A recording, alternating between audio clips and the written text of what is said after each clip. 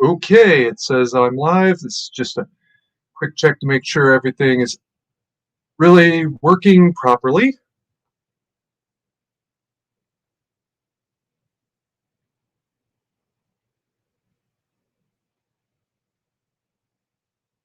Okay, I'm hearing me.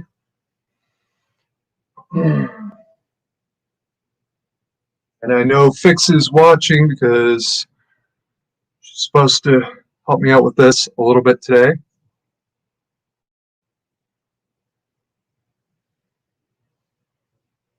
All right, should transmit it.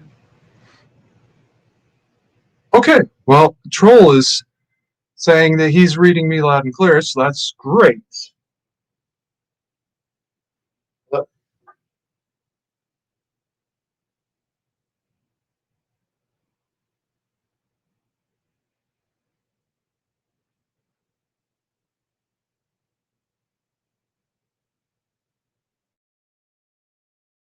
I'm doing it good now.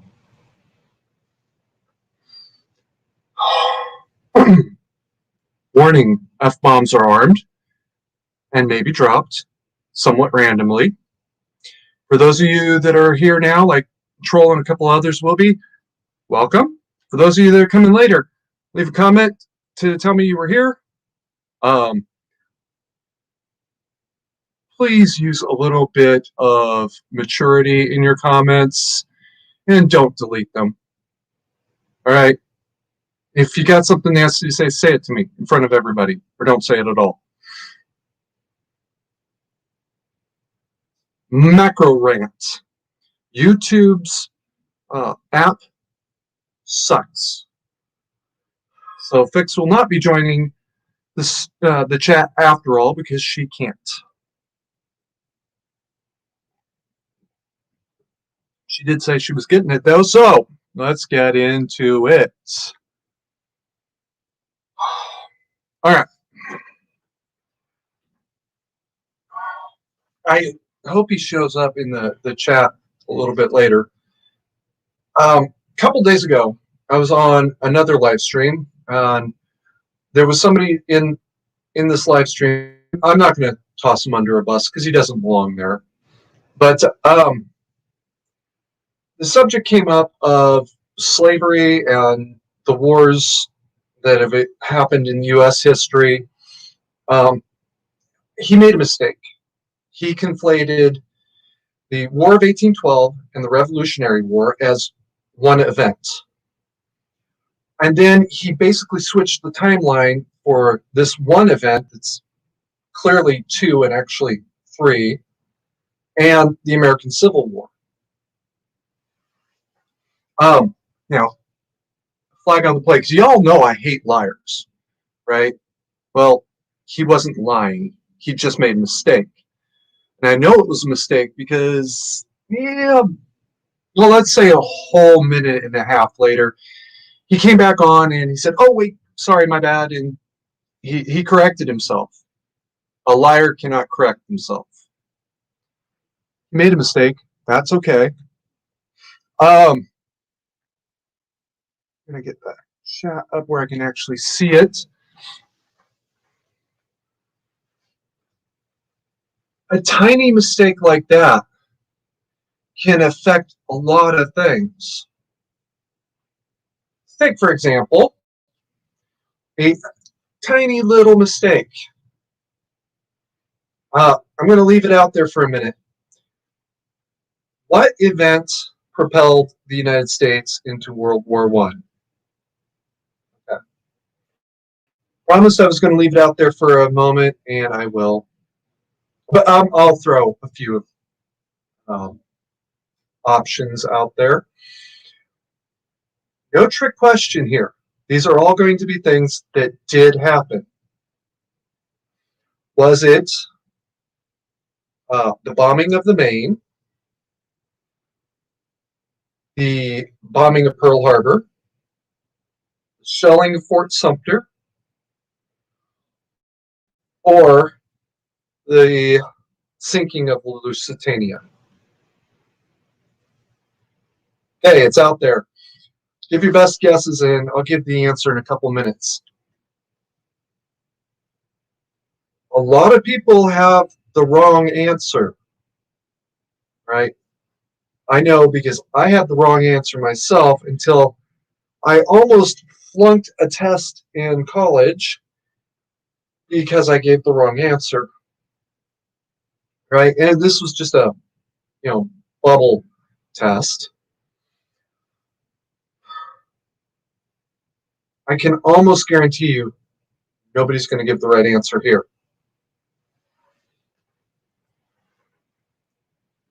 It's not out of malice because most of you don't know the correct answer. All too often, it's because we remember things a certain way. Are you kidding me? This airsoft likes to fall over. One of these days, I'm going to glue it to the bulkhead. That way, it can't fall over anymore. Where was I? It's not malice. It's not evil. It's not that you mean to lie, because to tell a lie, you have to know that it's not true, or at least reasonably suspect it's not true, because you remember it the way you remember it. Really interesting on this. This is around 2012 or 13. I want to say I was at a bar, because all the best stories, of course, start with I was at a bar and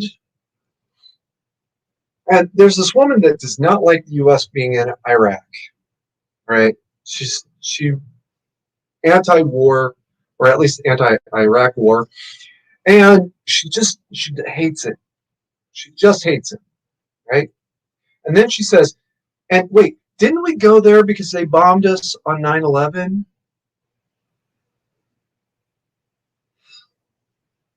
It's not that she was lying, and it's not that she was too young to remember. Because she's at a bar, she's got to be at least 21 at this point, and this is at very latest 2019. So very, very oldest she could possibly have been, or very, very youngest rather that she could possibly have been, would have been 18 at a bar. That's not going to be on me. No. And so she can't remember the way the history happened. No, we went into Afghanistan because bin Laden bombed the World Trade Center, and the Taliban was refusing to hand him over. Small flag on the play. Because of certain cultural requirements, especially of that part of the world and the Islamic faith, they couldn't really hand him over. They couldn't just give him to us. So we had to go in there and get him. The Taliban didn't like that, tried to stop us, and that's how we invaded Afghanistan. It's not like that was the plan. It's just, you're in the way. We have to break you now. All right.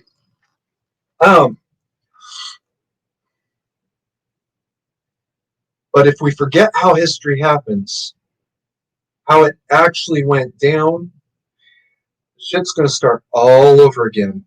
And oh, by the way, that shit's starting all over again. Because within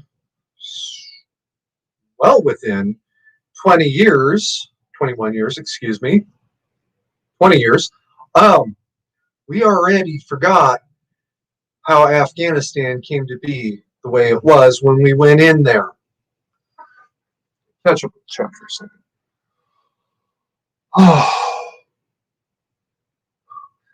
Okay, Troll, it's Mike Alpha India November Echo as the state. And she was a battleship. That was 1866. False report. Ooh, well, at least Troll knows something about the subject, though, because he's pointing out that it was a false report. And a boiler explosion, yes. Magazine malfunction, some such. Okay. Troll knows a whole lot more about this subject than about 90% of the people out there. So minute 04, we're at minute 08. Nope, I'm going to wait. To suspense. That is very close to correct. USS Maine was a battleship. There was the magazine, the bulkhead between the magazine and the boiler room was one relatively thin steel. I believe it was steel plates. Ammunition on one side of the bulkhead overheated because the boiler's exactly on the other side of this bulkhead. She blew up. Because of heightened tensions at the time, and I can't answer that without getting into something else that I can't get into just yet. War was declared. It was reported that she was maliciously sunk by, I think, by means unknown, but a torpedo was speculated as probably the weapon, and war was declared. Okay.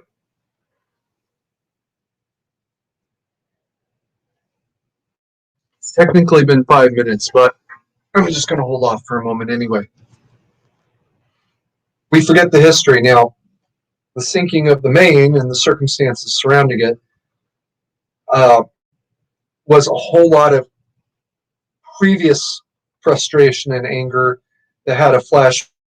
The investigation later revealed that no, there was no way a torpedo sank her. This was a serious design flaw, and an excusable one at that. But that did propel us into a war. Which war? So wait for a moment.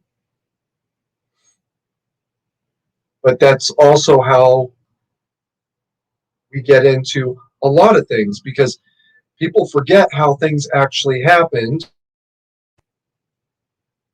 And here we are again. On the subject of here we are again. Okay. The Taliban did not even wait until U.S. and international forces actually pulled out of Afghanistan before they nakedly started invading the whole country. Right? We've been here before with Afghanistan in particular. I remember this.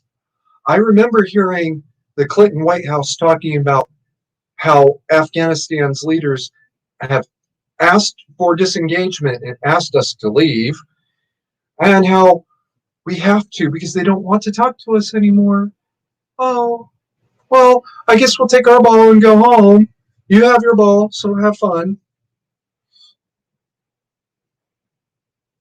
It wasn't even days later when the Taliban completely 90% of the country, and that tiny little sliver that they didn't control had been screaming, help us, help us, help us. And we were like, no, your leaders told us that they don't want us to talk to you anymore, so you're on your own. Then 9/11 came, and within 48 hours of at least the second plane strike, we had two people in the Northern Alliance territory talking to them about what do you need and how fast do you need it? How many days ago did you need it? And from there, the war began. Okay, so we're at minute 1-2, and I got the first response at minute 04. I think we're good. The Maine was the Spanish-American War.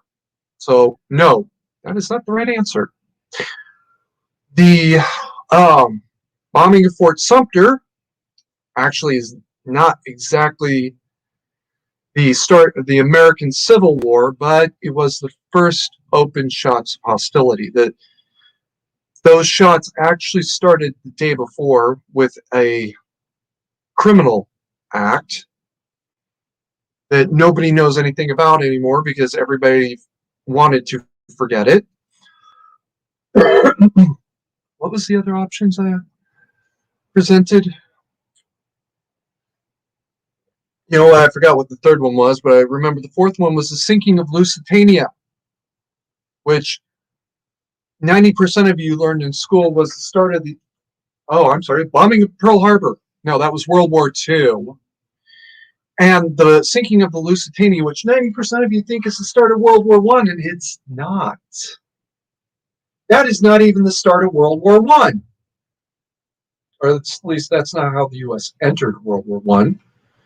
The sinking of the Lusitania was not even the start of difficult, it was the start of difficult American-German relations. Before that, we were selling steel and chemicals to Britain, France, Germany, and Russia until Russia pulled out of the war.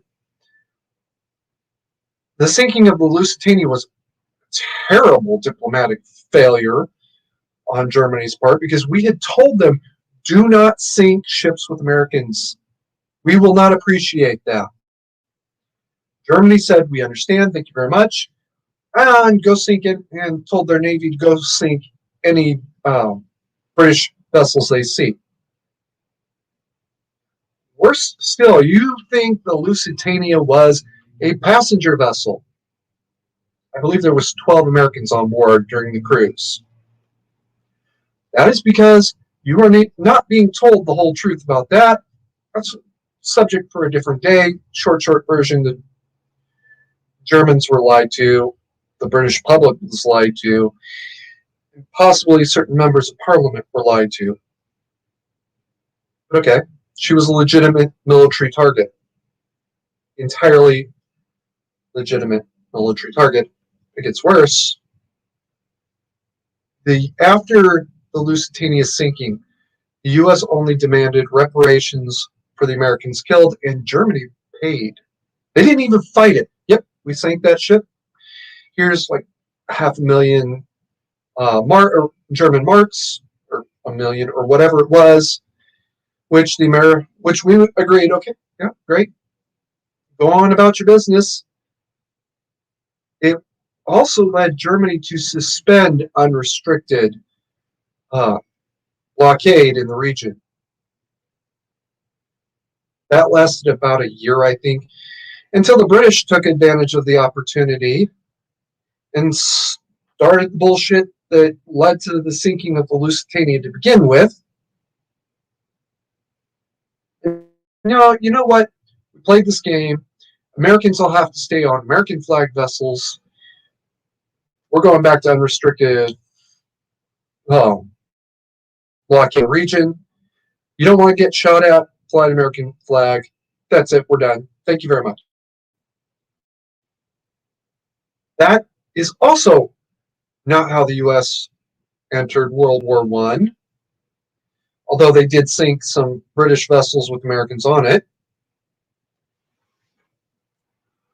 We entered World War I because Germany started to get very, very nervous when we cut off the flow after the second unrestricted blockade declaration.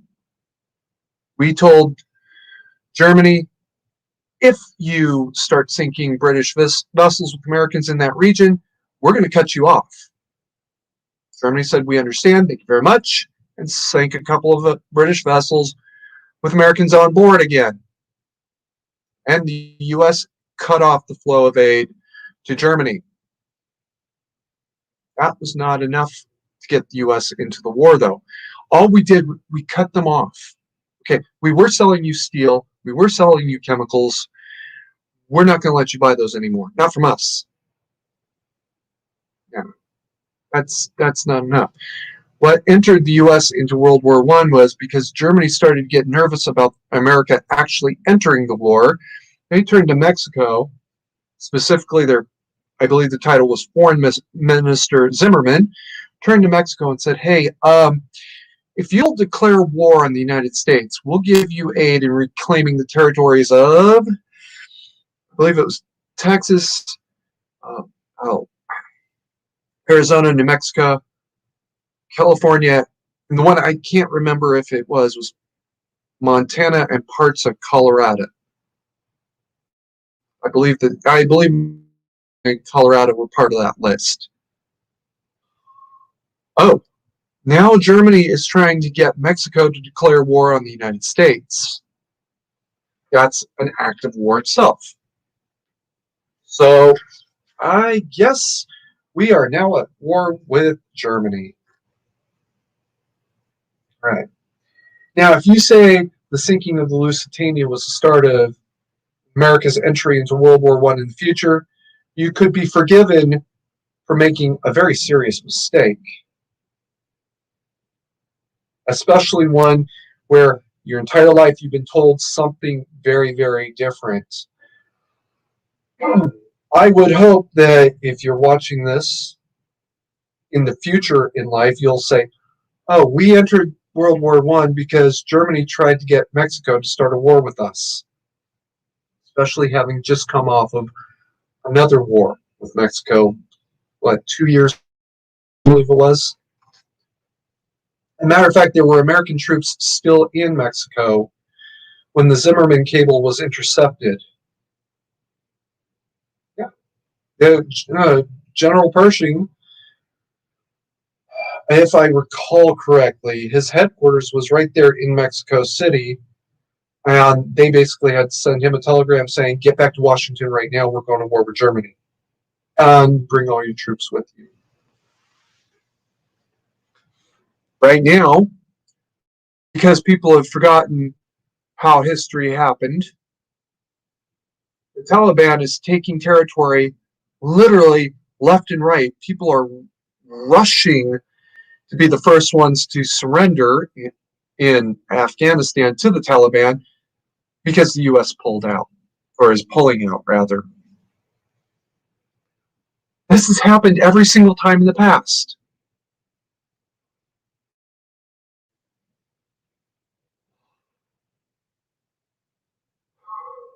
Okay. It happened, well, let's back way the hell up. During the Revolution, the American colonies were on our own, at least at first. And we were fighting and fighting and fighting. And then France came to our aid. Right? So we picked up a friend, not lost a friend. And that's a very important thing to remember later. We picked up this new friend.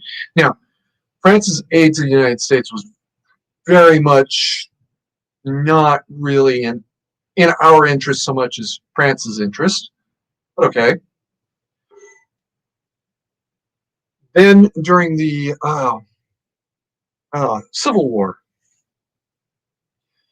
the Confederacy is trying to find friends, any friends anywhere that they can.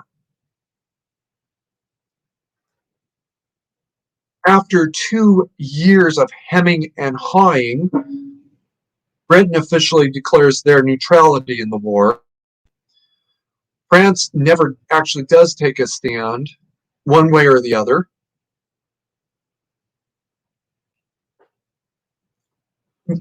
Oh, Britain does officially declare that imports to the Confederacy are banned, but they officially declare their neutrality. France never does take a stand. They never actually said we're neutral, we're pro-Confederate, we're pro-Union. They just say we're not even touching this, and that's fine. That's really understandable, especially with American misadventures. And nobody else would recognize. And at some point, you kind of become very demoralized. Remember that word. Come up again. The First World War, it starts out, the U.S. is officially neutral. We can sell to all sides. We don't care. You guys want to kill each other, go ahead and kill each other. We don't officially. We did lodge a protest of some sort to the use of chemical weapons when the Germans started using it, but not when the British, or the French rather, started it. But okay. Oh, you didn't know that either, did you? 90% of you did not know that. Okay, come back to that later. But that's it. And then the Lusitania sank. We're mad. They um they gave us the reparations. Okay, well, we're still pretty mad, but go back to killing each other and just don't do it again. Then it happens again. And this time we're actually mad. No, we're not going to help you anymore. Then the Zimmerman cable comes along.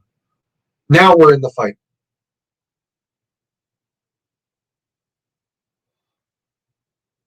On the subject of demoralization, at the start of World War I, all of the major contestants except Russia had very, very high morale. Russia, the morale was not amongst the peasants, was pretty low, but amongst the leadership was very, very high. The leadership of Russia absolutely believed that Britain and France would come to their aid, and they could fight this war effectively on behalf of their allies. Didn't work out that way. It is what it is. And then the Lusitania incident happens and affected German morale. When the U.S. actually declares war on, by the time the U.S. actually declares war on Germany, their morale is pretty much shot, but they saw it coming. They were already planning to try to wind down the war in a controlled fashion rather than just basically quit and go home. Matter of fact, they were banking on Woodrow Wilson's perceived sense of justice to get a fair deal out at the end of the war. Woodrow Wilson could have stopped World War II, but whatever.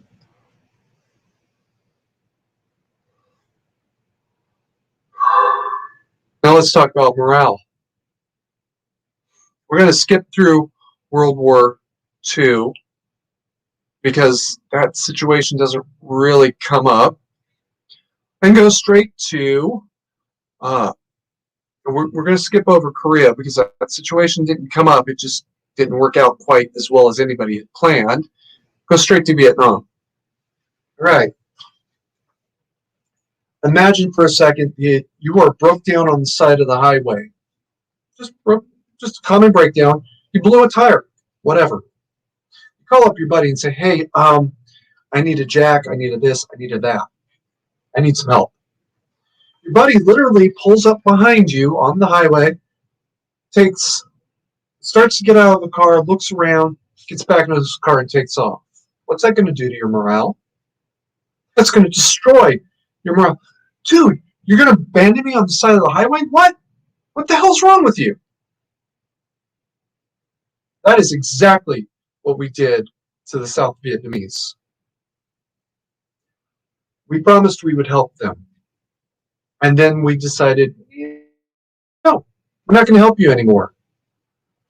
Most people don't realize this, but North Vietnam was within 6 months of having to quit the war for lack of fighting age men fit to fight. That close.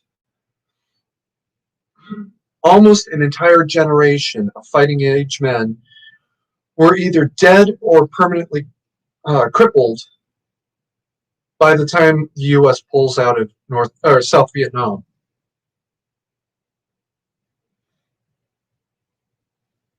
Now the South Vietnamese are saying, our buddies just abandoned us. They just left us. What's that going to do to their morale? It plummeted so fast that when the North Vietnamese army came back about a year later, South Vietnamese army regulars were rushing to be the first ones to surrender. It's not even a joke. To be perfectly blunt, I can't even begin to blame them. And we're going to back up to Korea. When the North Koreans create parallel, they were crushing everything in sight for, what was it, 6 months until they hit Busan. And then the South Koreans saw that this tiny little block of a small city way the hell in the south was holding out because our friends didn't abandon us. They weren't running away. South Vietnam sees their friends run away from them. What's that going to do to your morale? When the Russians invaded Afghanistan, yes, there was a power move, but it was an invasion and really all but declaration. Right? The palace coup in Afghanistan was just part of paving the way for the Russian invasion. That's it. Nobody even tries to deny that, at least anymore. The new Afghan government all happy and excited because our friends have come to help us out. Then 10 years later, the Russians quit the war, and rather spectacularly. Within 6 months, they were gone. Our friends, the Mujahideen,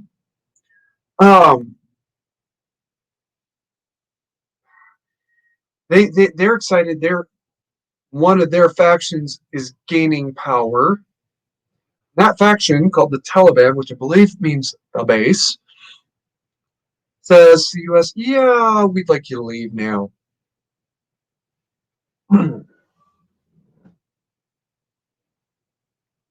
Not even going to deal with that anymore. I'm just making sure I'm still transmitting. I reset the router, but it's iffy. Now the Taliban has seen the rest of the Mujahideen's friends abandon them. They go sweeping through the country like a tornado.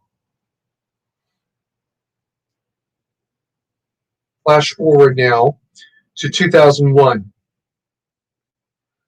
The Taliban is absolutely in control of Afghanistan, absolutely in control of 90% of Afghanistan. They have this tiny little, squatter, basically, way the hell off in the western hills, right on the Iranian border. Some guy from Saudi Arabia called Bin Laden, something like that. I'm mocking Americans here, by the way. And they know America doesn't like him, and America's very upset with him, but he's okay. And he helped us with the Russians, so he's got to be okay. Then Bin Laden does something very, very stupid and goes and works on pissing the Americans off in a way that nobody could have foreseen, except a few people. Let me rephrase that. Anybody who was watching the news back then could have foreseen that this might happen, that he might do that. He even said, next time, maybe I'll use a plane. The 93 93? I think it was the 92 or 93 bombing. He even said, maybe next time we'll use a plane because a van filled with explosives didn't quite do the job.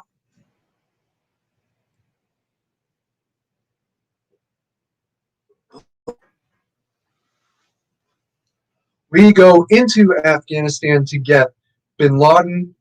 We have to clear the Taliban out of the way because they're actively resisting us. Now we're kind of stuck here because we made this huge ass mess. We've got to do something to clean it up, or we're going to deal with it again later. Just like we did in 98 when we when we pulled out of Afghanistan. No problem. So we stayed there now for going on 20 years. We'll come back to that number in a minute. And here we are, we've announced that we are going to pull out of Afghanistan. The Taliban's tired, we're tired, everybody's tired, and we're going to have a peace. I do not support everything Donnie did. And there's a real goddamn good reason for it. The Taliban literally waited until we announced that, yes, we are pulling out, to remarshal their forces and prevent invasion. And the Afghan national government and their military and other personnel are watching the U.S. run away from them like your buddy on the side of the highway and saying, I better get out in front of this parade. Excuse me, I better get out in front of this thing and turn it into a parade, or they're going to crush me like dog shit.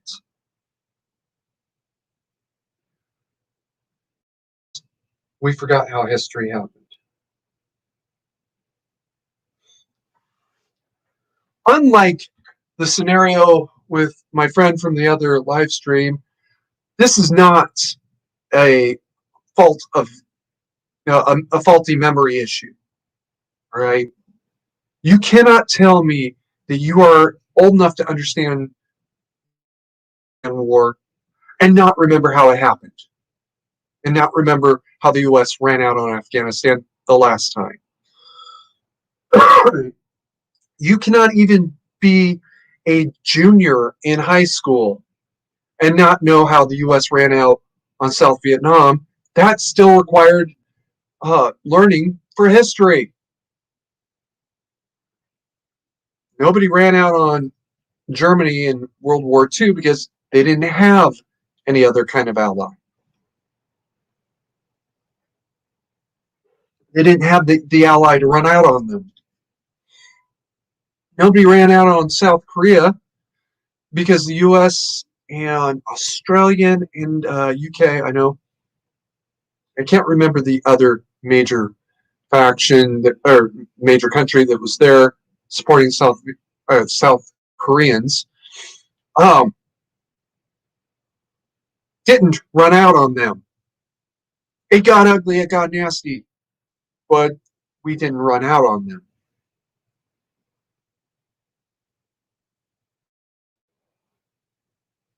We ran out on the South Vietnamese. We ran out on the Northern Alliance, or what would become the Northern Alliance a couple of years later. And now we ran out on the Somalis. Oh yeah, people don't even begin to remember. We were in Somalia. Hell, I forgot it. We were in Somalia. We were supporting the basically the legitimate government, who had no control at all over the north, and control over the south was tenuous. We ran out on them because the Somali warlord shot down 2 helicopters. That's it. He shot down 2 helicopters. We ran out on them. Was it a month and a half later?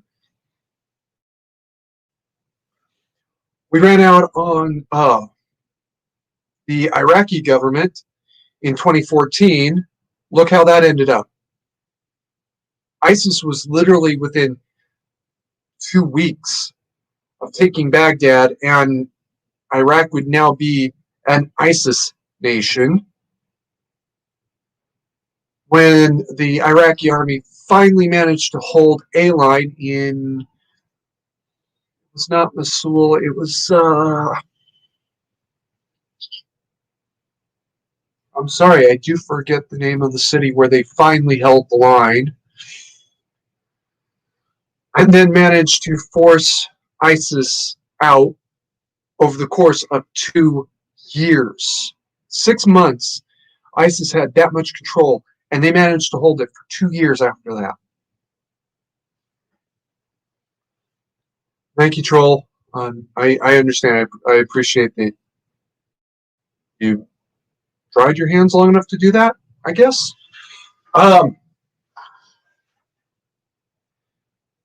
Because we forgot how history happens. And now we're setting ourselves up to do it again. This isn't even the first time in living history. This is not the first time in living memory. This is at least the third time since I became a legal adult. I actually considered joining the military to go to Somalia. I know I joined the military to go to Bosnia. Maybe not the best plan I ever had, but okay. My plan was to be on PBRs, and I didn't realize there are no significant rivers in in Serbia, and as far as I can tell, has no rivers at all. Oops. Okay, I'll deal with that mistake someday. We did not run out on Bosnia. What happened there? Oh, that's right. They held the line. It was tenuously held, very, very tenuously held, but they managed to hold that line.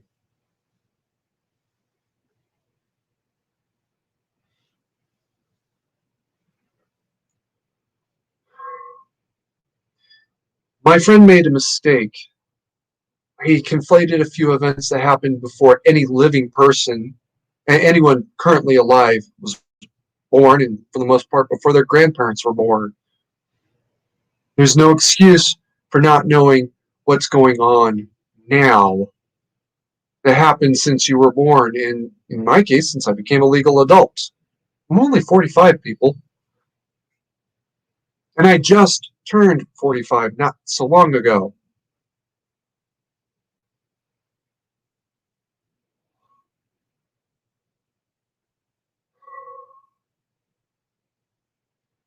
The history matters because if we keep choosing to ignore it, it'll happen again. If we keep forgetting it, it'll happen again. For those of you that are obsessed with the globalists, these sort of people that you're talking about want you to forget. It's not even the greed for power, it's the greed for money. They want you to forget how the history happened. There's somebody I follow, keeps talking about big pharma, big pharma, big pharma. And talks about ending the FDA. Well, wait, you can't have it both ways. You got to pick one of the two stories. Let's talk about the two stories. This is a macro example. Food and Drug Administration is guilty of forgetting history, and we're guilty of forgetting history with them.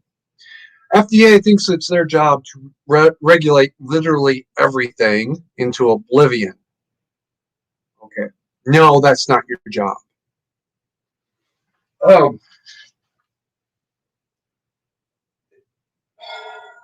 The FDA was this tiny little office. I think it was 12 people in 1910.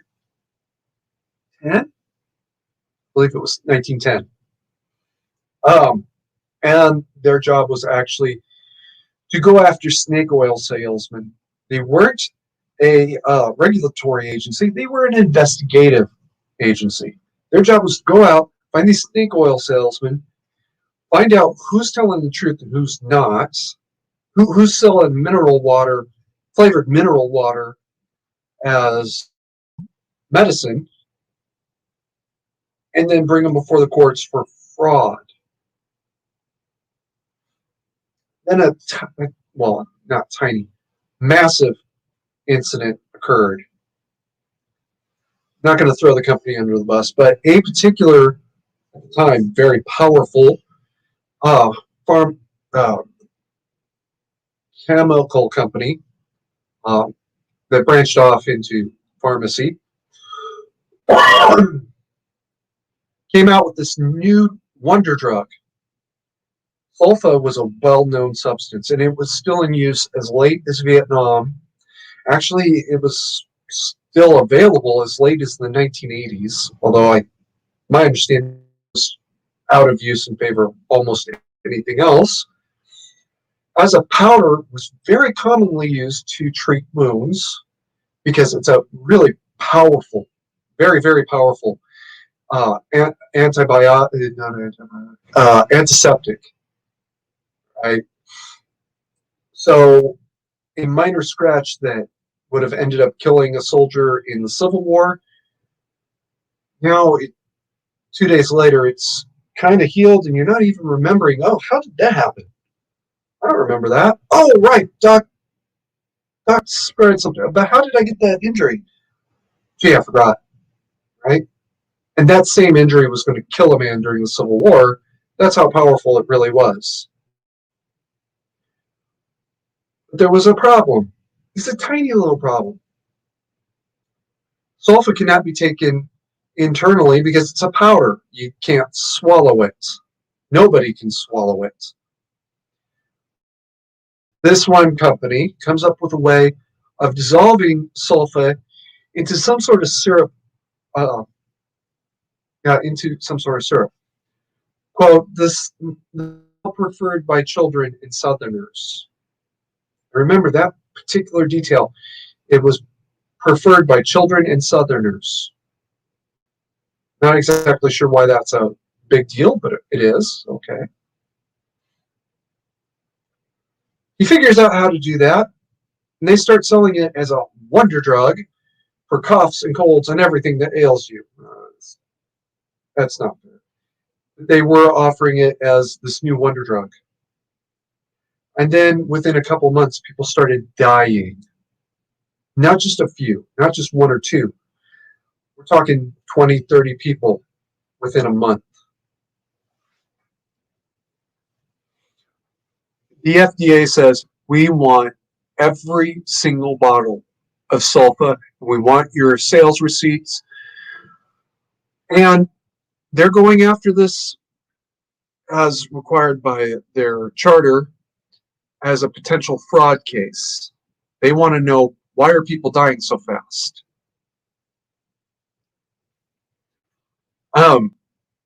Without getting too deep into the details, a lot of pharmacists started burning their prescription records because they didn't want to be held responsible.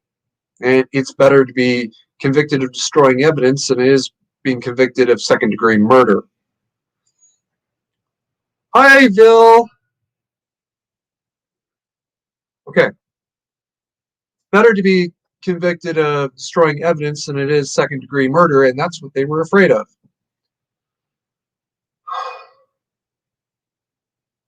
So the FDA finally tracks down the cause. The company that is producing this wonder drug also knew that in laboratory tests, the lab mice that they tested it on, their kidneys turned to concrete, just like everybody who's now dead. What the hell's going on? Well, it turns out that he had mixed the sulfa with, not glycol, it's the ingredient in most antifreezes that will kill you. And this was a known carcinogen. This was a very deadly substance. Everybody knows it. There's literally a commercial that does nothing but talk about that. Of course, I think that product's now off the market for poor sales. Sierra, I believe it was called. And literally, the whole commercial is dog's eye view. Somebody's changing their antifreeze, the antifreeze in their car. Dog comes up, looks at the spilled antifreeze. Dad runs over. No, right? And then a couple seconds later, dog moves away and the screen goes black because the dog's dead because he drank the antifreeze. Yeah, violence is life. Look up Alsulfa Elixir or back up about 10 minutes and play at 2x speed. Either way. So here we are. And this isn't something he didn't know. But worse still is he had the lab results that told him, yeah, this is a dangerous thing. Don't put it in people's bodies, and tried to hide it. All right. When Congress found out about that, pretty much the next day, they're making it very, very clear that this is never going to happen again. And, oh, yeah, they're putting the FDA in charge of making sure this doesn't happen again. Flash forward,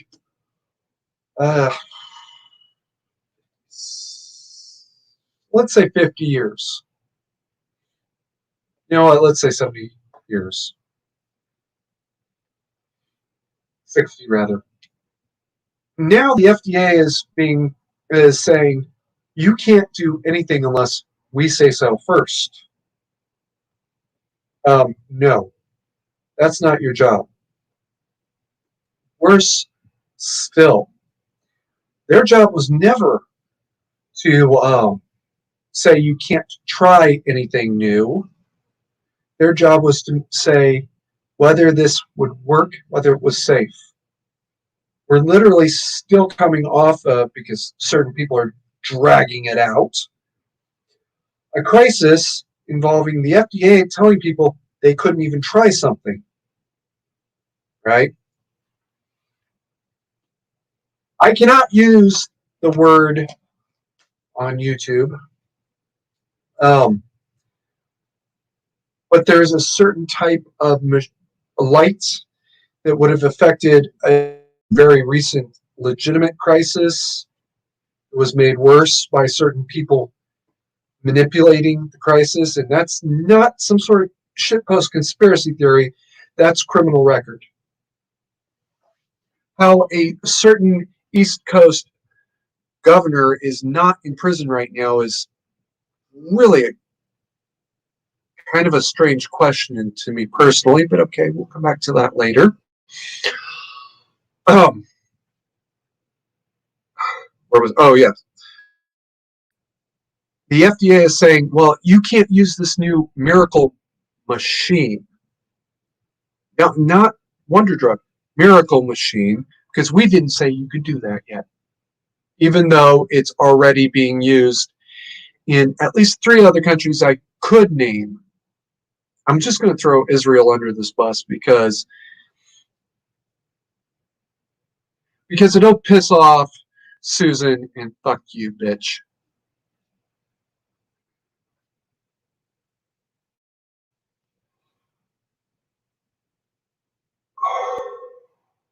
Speaking of pissing Susan off, okay.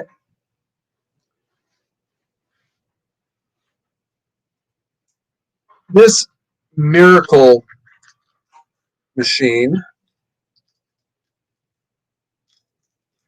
1,000 units of the machine, we could probably have called the late crisis a very, very bad emergency.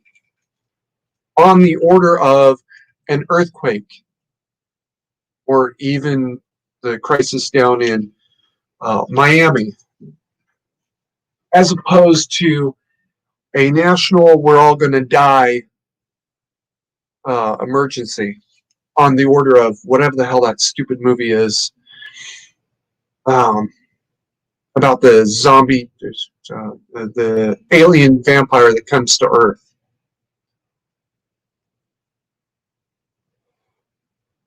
Bill, I saw that. I'll get to it in a minute.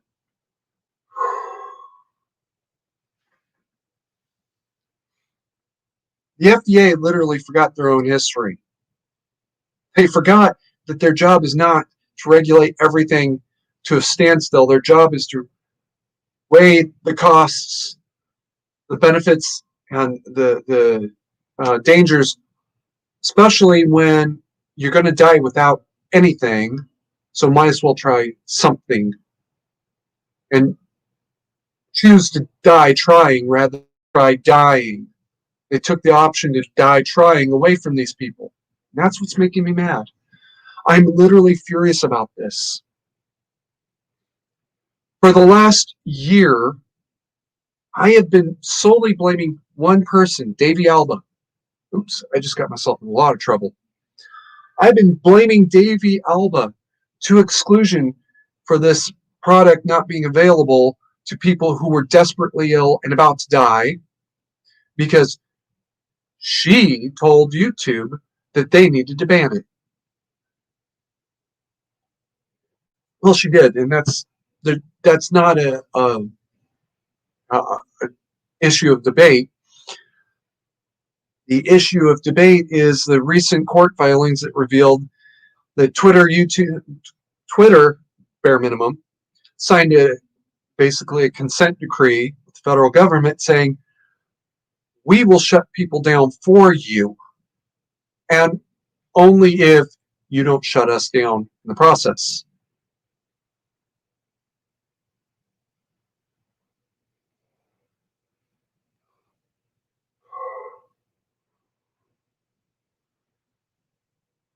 Um, Here's the thing.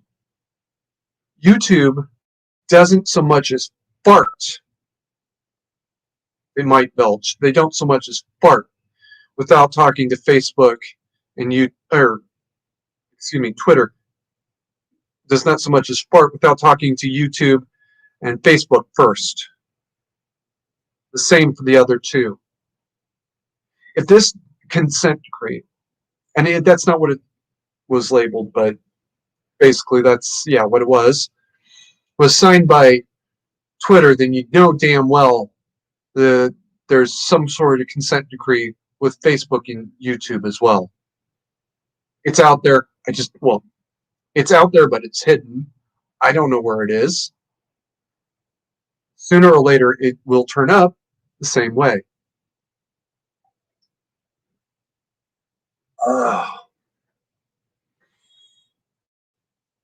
Because we forgot the history of how these things happen. Now, in Twitter's case, YouTube and Facebook are just as guilty. Their reasoning, I suppose, was if we don't do this, they're going to come after us. The federal government is going to come after us. And we don't want to fight this protracted legal battle. So we're just going to do this thing, get it out of our way, and screw the truth. Who cares? Everybody will forget by the next news cycle anyway, because that's what we're already making sure of.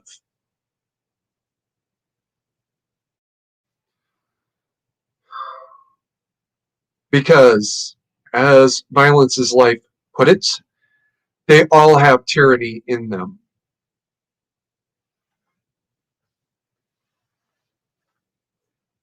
Facebook is a petty tyranny.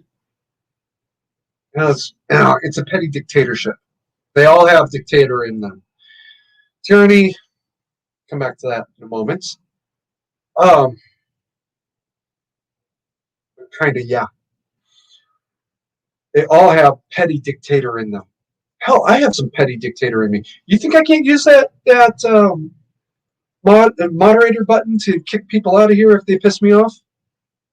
Yeah, I damn well can, and I have before. If you get kicked out of if you get thrown out of this bar, you really fucked up. You need to think about your. But I can do it. Damn. Because I don't use a script here, and I don't have anybody to bounce off of, it's a little bit more difficult. So work with me here, folks. Right.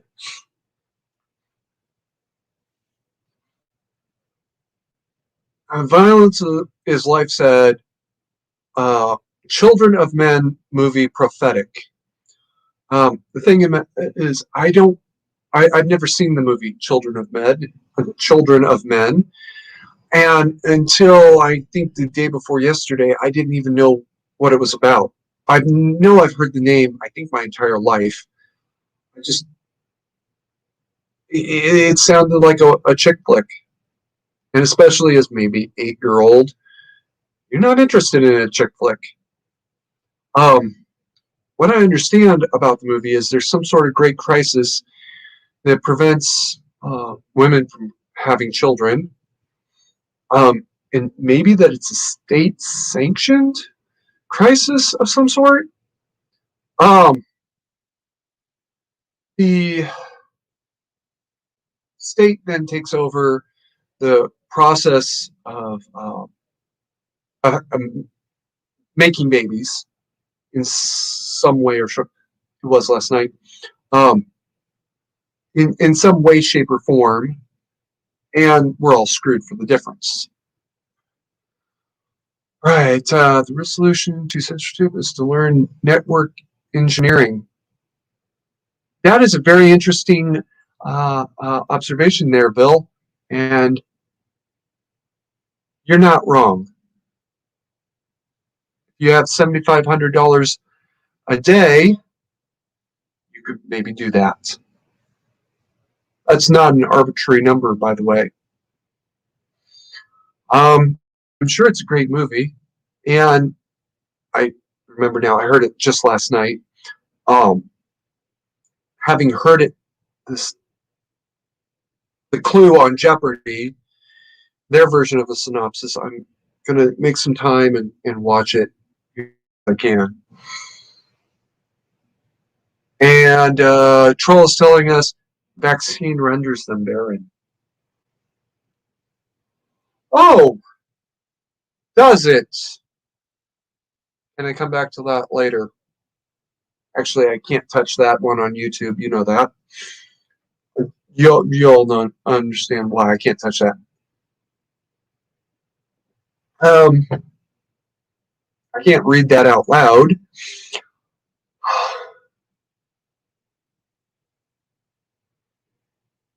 And single woman, excuse me, and single women gets pregnant. Okay, that is an interesting observation. That would also explain an episode of The Outer Limits. I think it was The Outer Limits, and I forget the. Raise your hand, people. Notice mine are down in my lap. So, by the way, if you tell me that, well, then this must be your first time on a live stream chat. That's all I can say.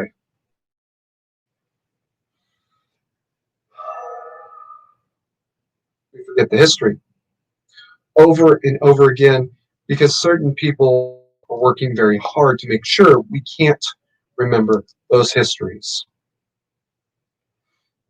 Right now, the U.S. is going. U.S. is actually in the middle of a civil war, and it is a shooting war. It's not like the 1860s. It's more like Somalia in the 1990s, right? It's more like Ireland from the 17th until the 1990s, I think, and still occasionally now. Although the people who are occasionally now involved tend to be frowned on much more seriously by the legitimate successor to the rebel forces. Um,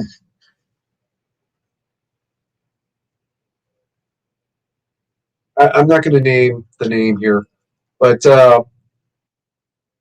there is a certain YouTuber who keeps saying cold civil war, and there are several who keep saying culture war. No, the culture wars ended with the Scalise shooting. And before that, maybe you could make the argument.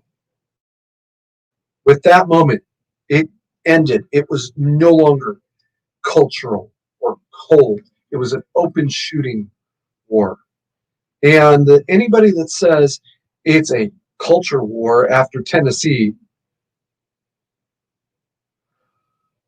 I would really, really love to sit down and talk to them and find out if they're lying or if they're just stupid. There, I said it. Fuck you. Okay.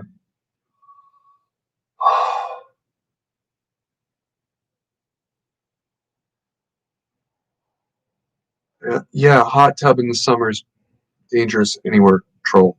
Violence is Life says, yes, one black woman is still fertile and she has to go find the Human Genome Project ship.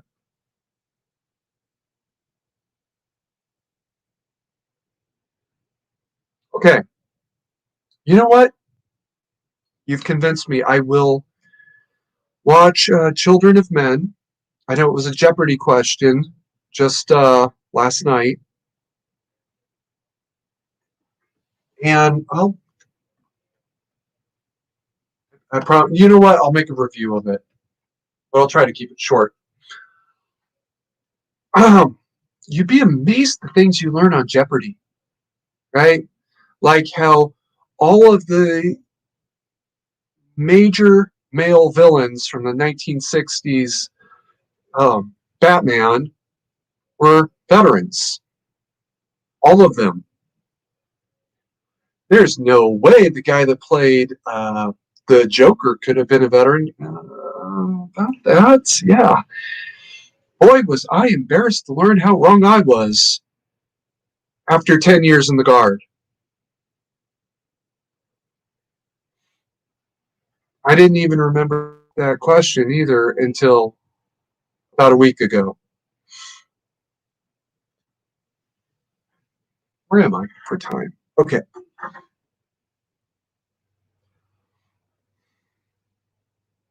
Now, in the hopes that my friend from the other channel is actually watching, and I asked specifically for him to be watching here, you have to assume good faith when somebody does something like this.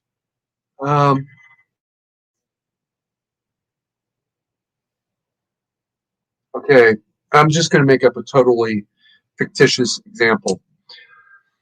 Let us say that France and Britain went to war in World War I. Or let us say, at least, that I claim that. It was France and Britain at war with Germany. Okay, great. Let us assume, for the sake of argument, that I said it was Britain and France fighting each other in World War I. Right?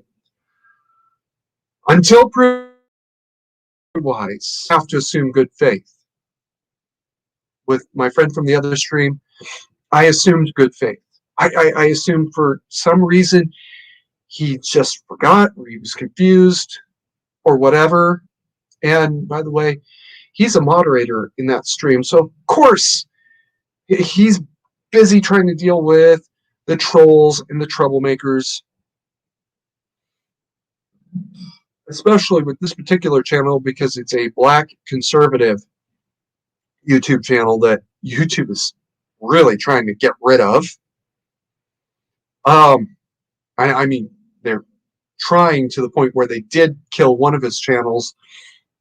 Now he has the other channel that he's trying to keep alive. And I've seen just how dangerous trolls can get in the chat.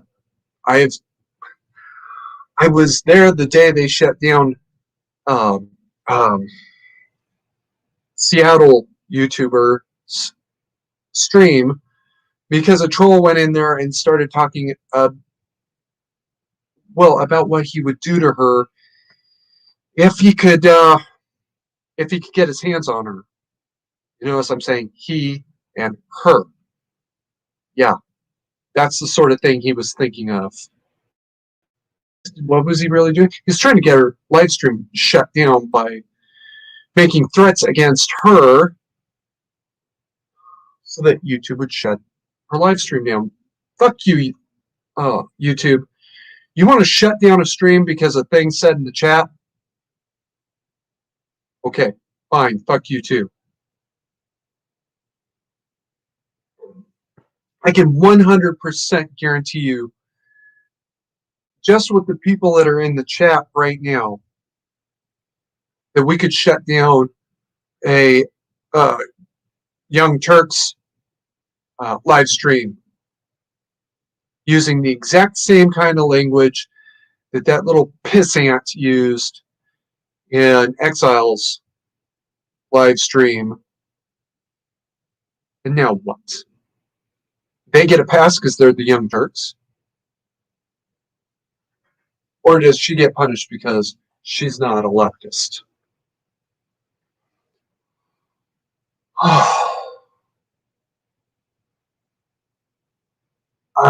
Yes, the war is economic and info will become kinetic. Steve Bannon talked about it. Now, the war will become very much shooting and bombing and probably chemical weapons. And I'm becoming more and more convinced biological. All right, it's a proven fact. They declared it themselves. Antifa made contact with ISIS, went to Iraq, and fought for ISIS there. Right? They said this themselves. That video is still up on YouTube, even though they very openly displayed and demonstrated their use of firearms during a premiere. That's how I knew to use a premiere for that one live stream that I knew I was going to miss, rather than a live stream. Thank you, boys. You're so helpful.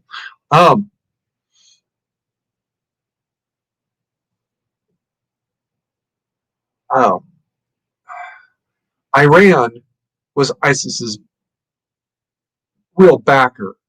Remember that thing I was saying earlier about your buddy ran out on you? Iran ran out on ISIS. ISIS kicked Iran out of the story and suffered the consequences. That's the truth. They stopped shipping the oil to Iran like they knew they knew that was the deal, and Iran cut them off. And now ISIS is barely alive. Now imagine if an Antifa member were to just travel to Iran and say, I'm willing to deliver a new biological weapon for you. I'm willing to be that guy. Just give it to me so I can go get people sick.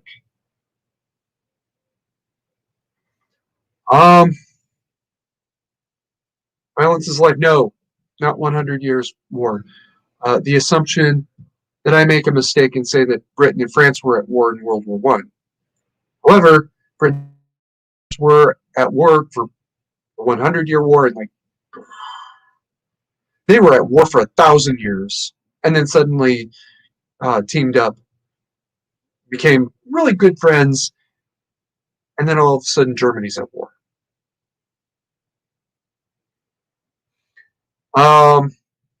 Troll said Saint Uri warned us. Who is Saint Uri? Oh, I'm sorry. You're right. The Russian defect. That was a stupid question. Excuse me. We should really.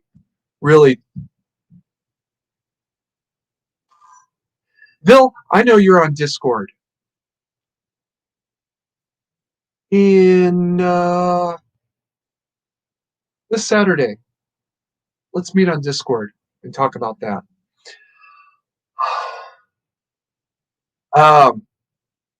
Durka. No, Put an asterisk on things I'm not supposed to read, guys.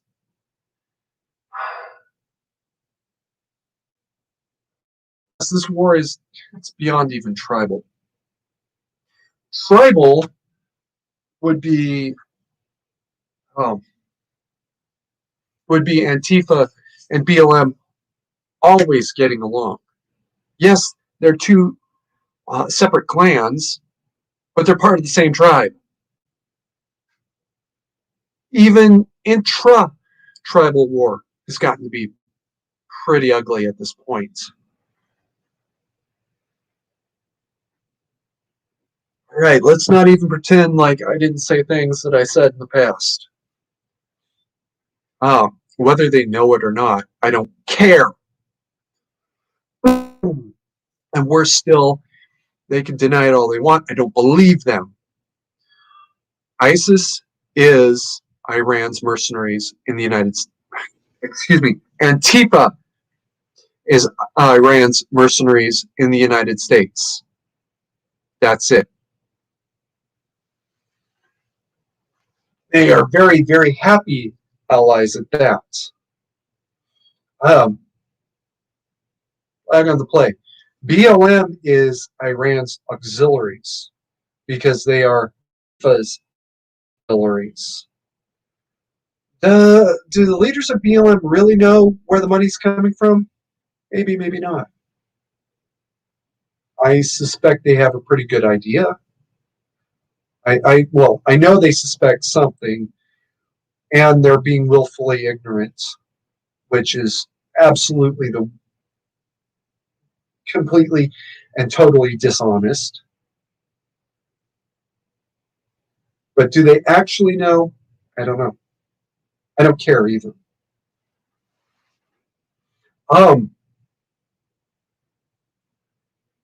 Even within the tribe, they are fighting. It's not just the left. The right's got it intra-tribal warfare, up to and including people who say, you're not a real conservative because, as in my case,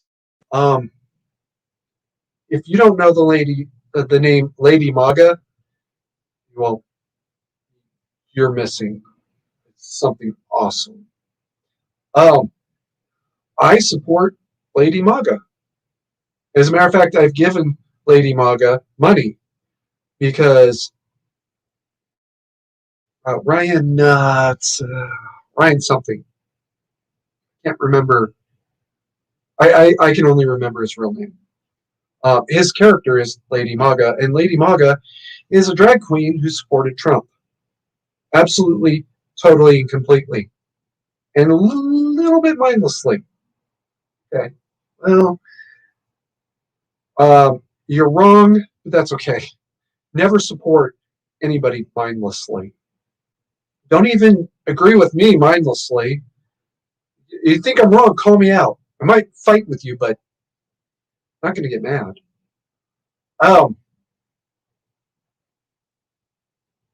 When I'm not going to say the name because I'm not sure if I'm right. Ryan was a steward with an airline. When the airline found out that Ryan's character is Lady MAGA and it had appeared at CPAC, I believe it was CPAC, they fired him. That's it. He's gone. Ryan started to fight the case. I haven't heard anything, but to fight his termination, his very illegal termination, by the way, I gave him, I think, $5, and I'm happy to have done so. In fact, I feel bad. I should go back and find out what's going on with that. It's been a long time. I've had other things come up, and I feel horrible. I should go find out if he could use a couple more dollars. And yet, want to hear a funny story? The conservative tribal warfare. I found out about Ryan, Lady MAGA, etc., from Daisy Cousins. interviewing Lady MAGA at CPAC in 2019, I think it was. Pretty sure it was 2019. I thought, wow, that's pretty cool, right? And not even the least bit ashamed or embarrassed. Very proudly there, very proudly drag queen, and very proudly saying, "Oh yes, I absolutely support it." I even entertained the notion, just for a moment, that this was a fake conservative who was there to try to embarrass fake Trump supporter, at least, who was there to try to make all Trump supporters look bad. I remember I started watching that interview with that absolute assumption: this must be a fake. This must be an infiltrator, right? And no, no. This seems like a genuine supporter. Okay, all right, okay. That in the back of my mind. And since then, there's at least three more. House of Damage and Kitty. Can't remember the last. I want to say Kitty Damore, and I know that's not the right name. Um, Kitty Damore is a clothing designer. At any rate, where was I going with this? Right about that same time, Daisy started her Discord channel. Okay, good for you. I got kicked out of there. Well, that sucks for me, but okay. Funny thing about that, before I got kicked out, I think this is like the first week, maybe the first couple of days that Discord existing. You know, the administrators, they set it up with a couple of like or voice channels. Great, good for you. Actually, it was kind of a good job, but there's a guy in there, and I'm not going to walk into a mess that I already see is just a mess. I see there's two people in the voice chat. I walk in, and here's this one guy saying, "You can't support transsexual and cross dressers on drag queens and homosexuals because that's not in keeping with good conservative values." Now, somebody whose guts I actually do hate was defending Daisy's interview with Lady MAGA. Oh, really? I hate your guts, but I at least like you for the moment. But also walked out because I don't want to deal with this bullshit. Right. I think that was the first and last time I went into that voice chat. And that is just a very small example of intra-tribal warfare in the conservative circles. Trying to say that you can't interview Lady MAGA because Lady MAGA is a drug. You fucking kidding me? Are you stupid? That's like me saying I could never support Act for America because their founder is an Iranian. She is. That's ridiculous. That's stupid. Y'all know how much I hate Iran or the Iranian government specifically, and yet I'm going to turn away somebody because the founder's Iranian? Does that even begin to make sense? There's another channel I follow. You assume, or you may assume, that because I'm at least nominally Christian, that I hate Jews or I hate Muslims. No, no. And people who say Muslims are going to hell, you want to get kicked out of, you want to get banned from this channel, say that to me. Actually, no, you do, I can go through my ban list and find the name of the guy that I did. It's really weird and distinctive.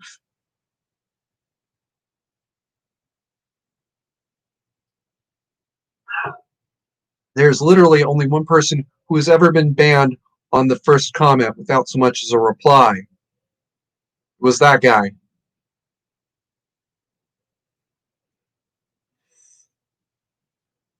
You can be a Muslim. You can be a Jew. You can be a cross-dresser. But according to certain circles, no.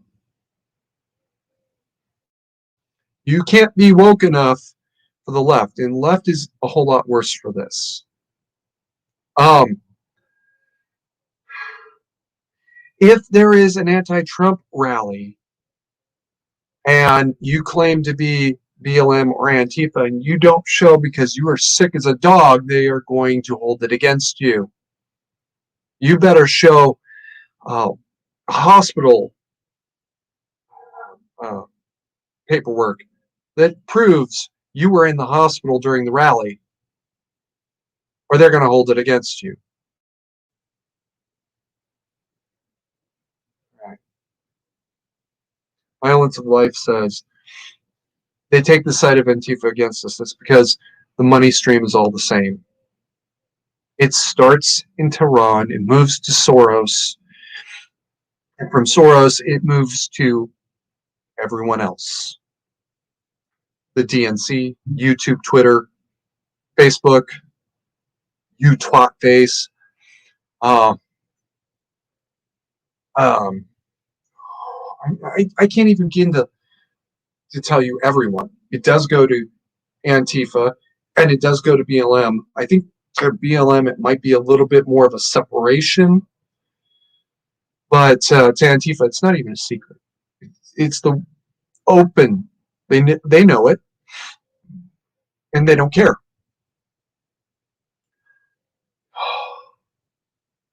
Okay. Human nature doesn't change. Feudalism never really ended. No, I don't have a feudal contract. I have a social contract with the United States. I also had a military contract. I understand where that comes from, though, because I am a historian. But no, it's very much public, and it's the same contract for literally, or at least in theory, it's the same contract for everyone. And Bill says, I'm a pagan. Seeing that a moment ago caught me off guard until I remembered, yeah, no, you've talked about that before, at least once. It was months ago, and you've been gone for months. Off hiding on me, honey. Bill says, follow the money laundering chain. Wow. As if somebody was reading my mind. Oh, wait. That's because I've said it before. No, that's not fair. Bill may not have caught me saying that. But yeah, it's where does the money come from? There is no way that George Soros dropped basically $250,000 on one district attorney in Georgia. I believe it was Georgia. Granted, it's a very important district, very important county for that presidential voting precinct. All right, but it's not the most important. He could have afforded to lose that. So why did he drop $250,000 making sure that his DA was elected? More importantly, how did he drop $250,000 making sure his DA was elected? That is a lot of money, people.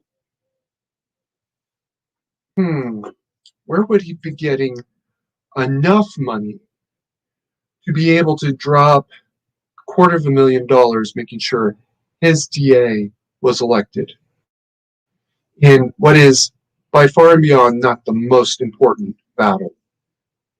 I don't know. Where could he have gotten that kind of money? Could it be a nation state that sells oil? Huh, maybe.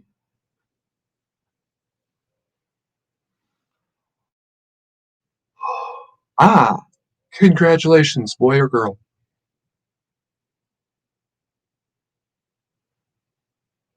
A DA is an absolutely valuable target for control of the government because DA, and I learned this in high school. For those of you that don't know or forgot, once upon a time, I wanted to become a cop. Part of becoming a cop, I got put into an occupational training program in high school. Um, y'all notice sometimes I know those legal terms? Yeah. Part of this class you had to learn. Well, this class was for everybody who wanted to become a cop, an attorney, or go in the military. So we got some of that legal training. If I don't know the term, at least I can figure out what it means by looking it up. Just like with my history degree, I may not remember the battery that opened fire on Fort Sumter first, but I damn well know how to look it up.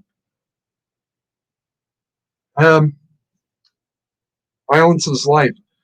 Um, what was your degree in, or your training rather? And I know you talked about it. I don't remember if you said it was a degree or just training.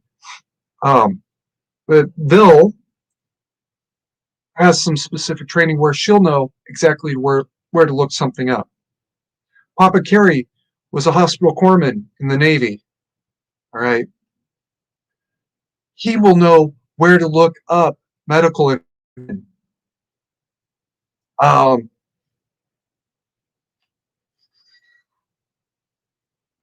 Troll here. Um, I- I'm not sure what his main job is, but I know he talks a lot about hydroponics because he has training in hydroponics.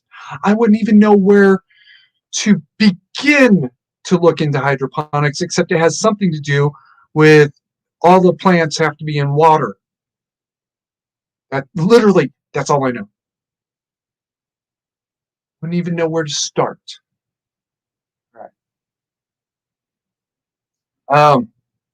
Right. Back to Phil's point, though. DA is a valuable target.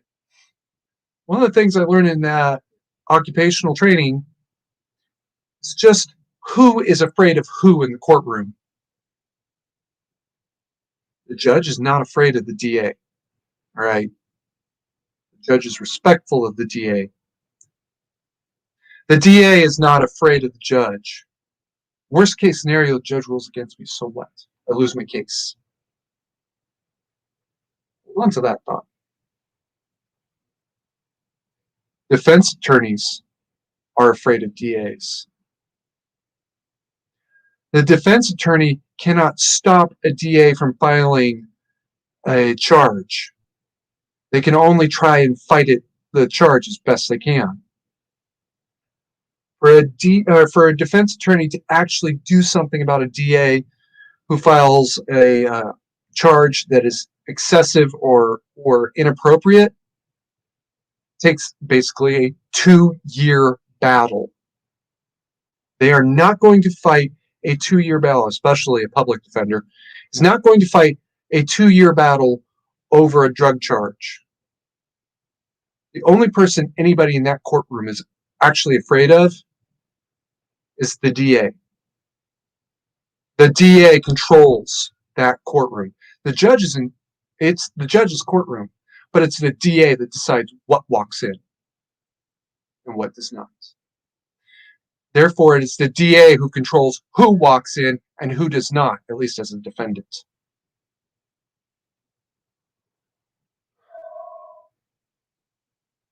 Okay, I gotta back up the chat just a little bit. Yeah, DA is an extremely valuable target. The DA decides who will get charged and with what. And the best the judge can do is dismiss the charge.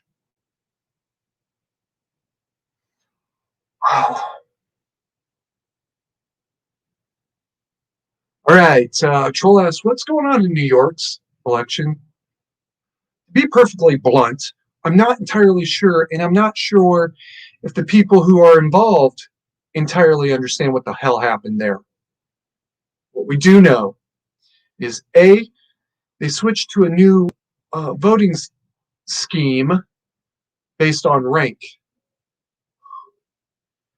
Um, let's say there's three candidates. 5 people vote for candidate A as their first choice, candidate B as their second choice, candidate C, don't even bother putting him on office or I'll be out of here. 5 people vote for candidate B as their first choice, candidate A as their second choice, and candidate C as their third choice, and on and on. And then they figure out, where you sat relative. It's not who got the most number of votes. It's not even who got the most number of top vote. It's some weird system that doesn't even make sense to anybody. That was the start of the problem. Moving on with the problem is that a bunch of, quote, test votes accidentally got included in that mix. So now they're still trying to figure out the mess themselves. The election commission is still trying to figure out what the hell they did.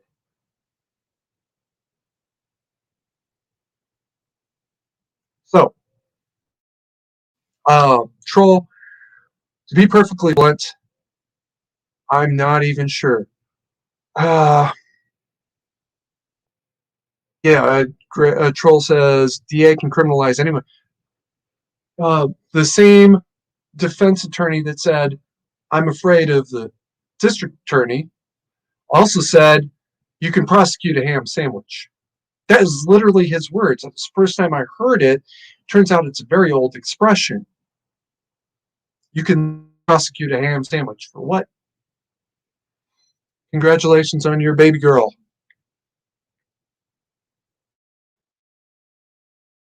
See, I do pay attention, guys. Troll, I didn't know you had I knew you had kids, but I thought they were all grown up. Um,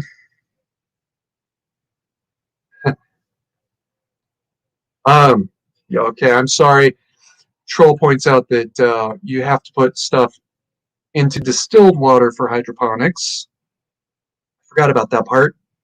But yeah, that's much so now. Okay, so Bill is correcting me. I know how to do legal research and library research, so she's a researcher. Maybe it's also a history degree, because actually that's all a historian is. So we go through old, musty tomes, looking for details that people have forgotten or are choosing to ignore.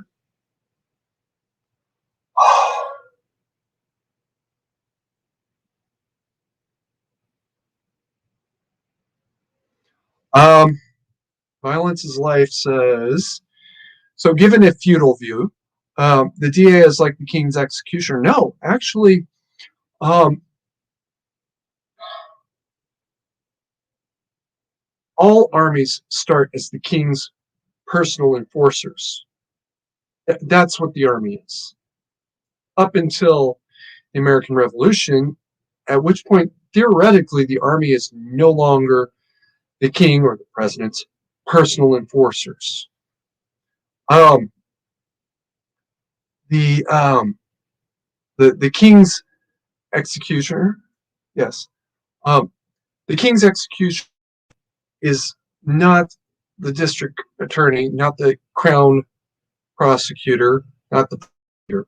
Prosecutor is the one that says, okay, Kerry said something nasty and awful and horrible about, let's say Chelsea Manning. That could have happened. And we want him beheaded, or we want him thrown into the dungeons for the next 150 years or whatever. Once the king has heard the prosecutor's case and decided, or the judge, has and decided that yes, mandatory carry did say something horrible and awful and unforgivable, or at least not fully forgivable, about not Senator Manning now, um, then the enforcer will go out and get me and that was usually the reeve of the shire, or as we say it now, sheriff, because he had his own personal private army, because the shire's reeve main job was to collect taxes, but because he's got this personal private army to help him enforce the taxes, he has his own personal private army to go arrest lawbreakers. I would be one of those uh, deputies of the Reeves who'd go out and get me, bring me to the king to be executed. So, yeah, the king's executioner would probably be one of his soldiers. I have this incredible way of making simple concepts very, very complicated.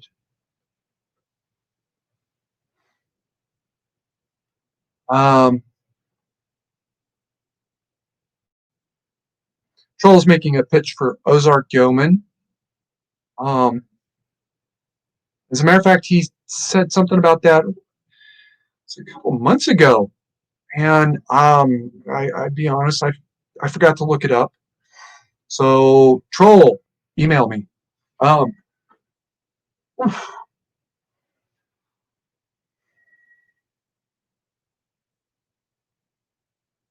okay, we're at 20 minutes till, so I've got to move on to the next subject,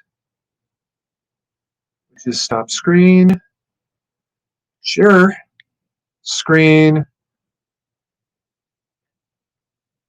Windows.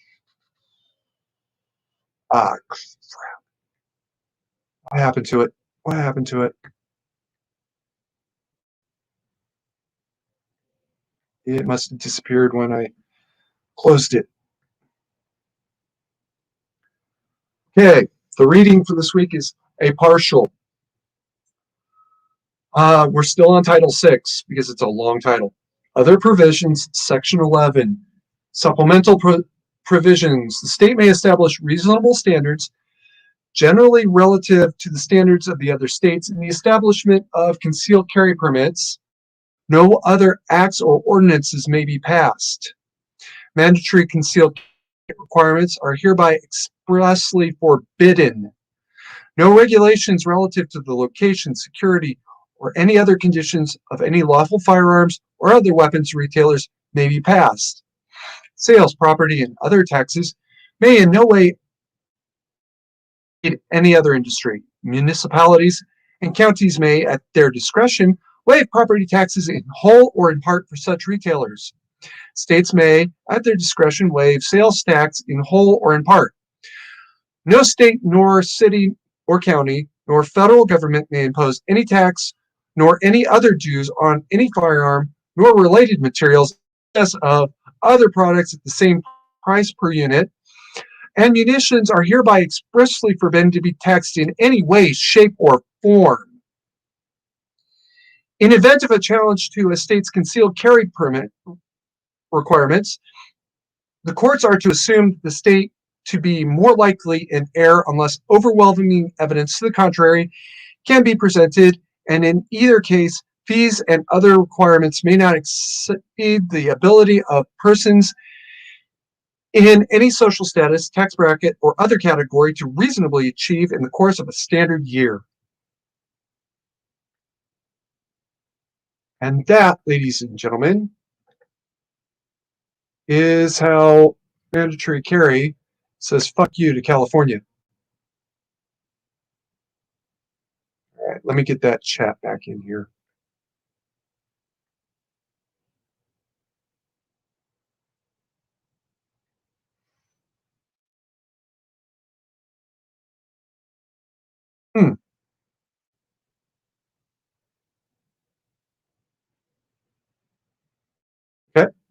That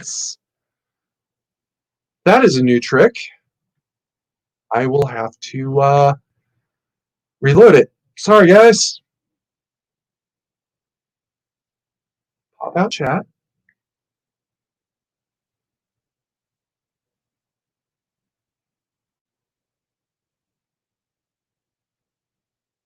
Stop screen. Share. Share screen. Edge tab. And there we go. I'm not going to fix the alignment this time. All right. Well, yes, Bill, but I'll come back to that in a second. The city of San Francisco had one gun store in the entire city. They had that one gun store because that store had existed since the 1920s at least. I remember it being over 100 years old when they finally closed. They closed because the city of San Francisco demanded that the gun stores add video surveillance. Okay, no. Worse still, they demanded that video surveillance be made available to the public. Also, no. Are you fucking kidding me? What kind of bullshit was that? The store literally announced that they were closing the day that ordinance was passed. And I don't blame them.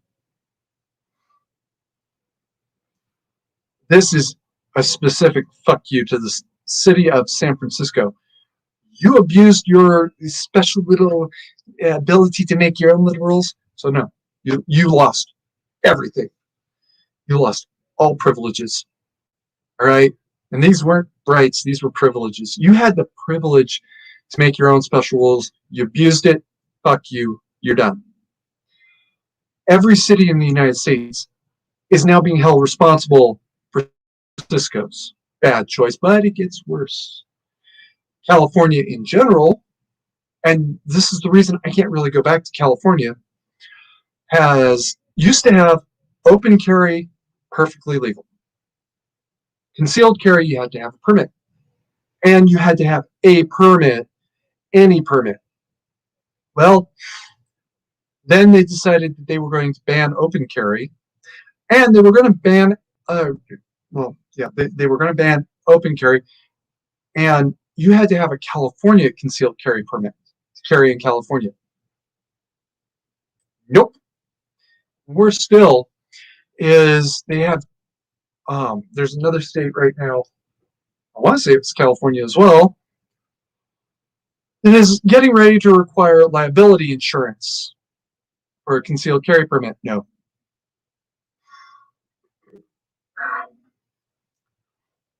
Not only am I going to punish all of the states in every single city for San Francisco and California's misdeeds, but I'm actually going to slam them twice now with the tax issue. Since you decided to abuse your mandate, your lawful authority,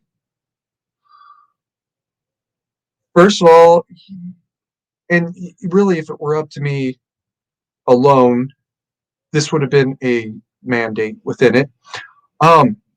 Property and sales tax can be suspended, right? And ammunition sales tax is suspended.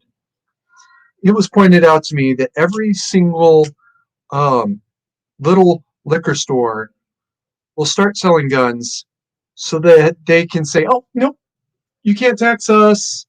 We're a liquor store, but we sell a gun. We have guns for sale, so you can't tax us. And believe it or not, that was Fixed Bayonets pointed that out. Like the anti-tax, the one who most hates taxes in the team is the one that pointed that out. Okay.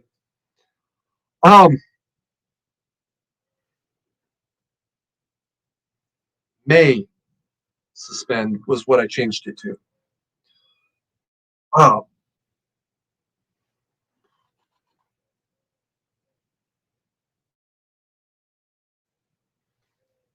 And I made a point of it to say that those taxes cannot exceed that of the rest of industry. Right? I know Joe Biden right now is trying to make a $200 tax on magazines over 10 rounds. No, fuck you. You don't get to tax. You don't get to make concealment mags untaxed while you tax everything that's not concealable. Fuck you. You're stupid. And they have no other authority. The state can set reasonable concealed carry permits, and that's it. And if there's a challenge, it's on the state to prove that this extra requirement is necessary.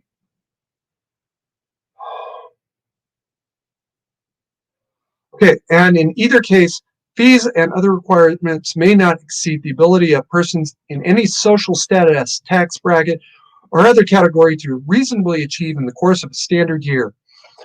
All right, that's a direct shot at homeless and other or public assistance. Right. If it were up to me, all fees and filing requirements would be $5 until the end of time. Actually, it would be $1, symbolic of the fact that, yes, I paid you money. I gave you money. So you got to give me the receipt so I can prove I gave you the money. It's not entirely up to me. That does not actually apply to the gun itself. It only applies to the fees and regulations.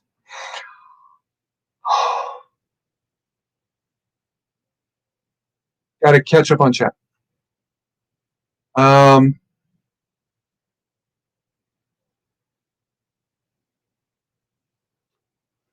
Control is still pitching for Ozark. He does post-feudal market mercantilism theory. I'm not able to do justice. Hell, I can't even pronounce that term properly. So Troll says, I second that motion, but am requesting condoms.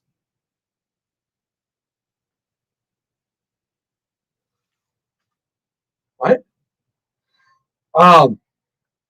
And no, there was no terrible boating accident, although I do have that shirt.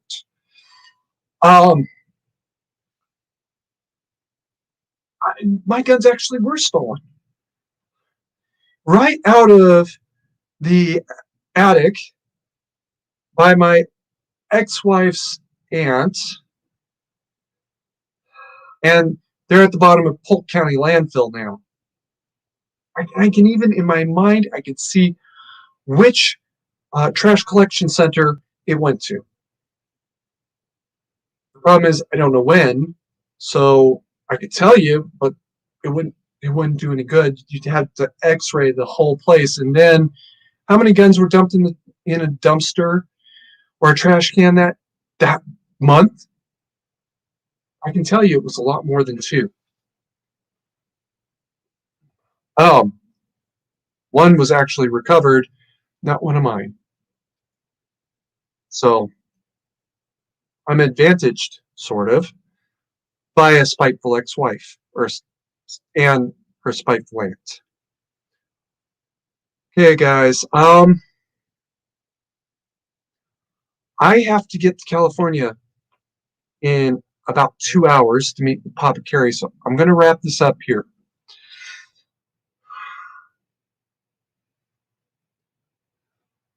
If somebody makes a mistake about history, assume good faith until they prove otherwise.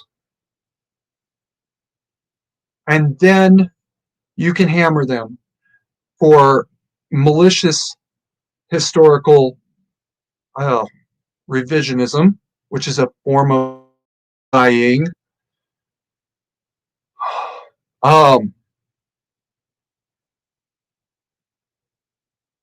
And if somebody tells you, no, X event happened before Y event, or X event had nothing to do with Y event, don't assume that they're lying to you. especially if it's me, right? Remember, historian. Literally, that's my degree. Um, and as my first instructor put it, getting a history degree only makes you overqualified to become a librarian. That really sucked. That hurt. Um, be ready to hear them out because they might do something correct. One little mistake can change the whole course of everything else. We are pulling out of Afghanistan now and giving that country back to the Taliban. So give it about 3 months and there will be massacres because we forgot about that history and how the Taliban came to power and how we turned Afghanistan into a colony of Iran.